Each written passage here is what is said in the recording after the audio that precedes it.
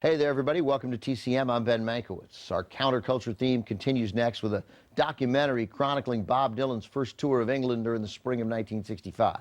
Directed by D.A. Pennebaker, who directed our previous film, Monterey Pop, released in 1967, this is the TCM premiere of Don't Look Back. Unlike Monterey Pop, this is not a concert film.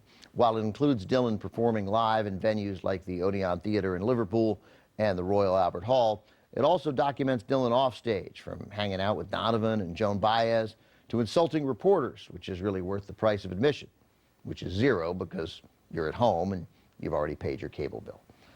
Pennebaker captured these moments in a cinema verite style, allowing life to unfold in front of the camera without influence or interruption. The idea for Don't Look Back came from Albert Grossman, Dylan's manager. Grossman wanted to film Dylan's first tour of England, and he asked Pennebaker if he'd be interested. Dylan liked a short film Pennebaker made in 1957 about commuting in New York City, Daybreak Express.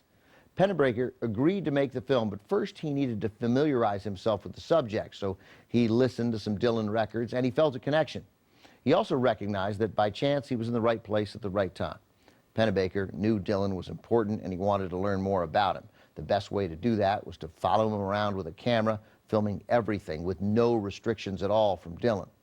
The title comes from a quote by the greatest pitcher in Negro League history, Satchel Paige. Don't look back. Something might be gaining on you. From 1967, making its TCM premiere, here's Bob Dylan in Don't Look Back. Rock and punk singer-songwriter Patti Smith said seeing Don't Look Back for the first time was a pivotal moment in her life. A big fan of Bob Dylan, Smith went to see the movie repeatedly, eventually had the film memorized. That sequence with Dylan flipping cards to the song Subterranean Homesick Blues, that was his own idea. It was filmed in the back alley behind the Savoy Hotel in London. Director D.A. Pennebaker recalled the signs that Dylan flipped through were written out by everyone, including Donovan and Joan Baez. The illustrations were drawn by Donovan, who Pennebaker called a very good artist. Making short films for songs, now known as music videos, is another lasting contribution we can attribute to the 60s counterculture movement. Up next, the Maysles brothers document the tragic events at Altamont on December 6, 1969.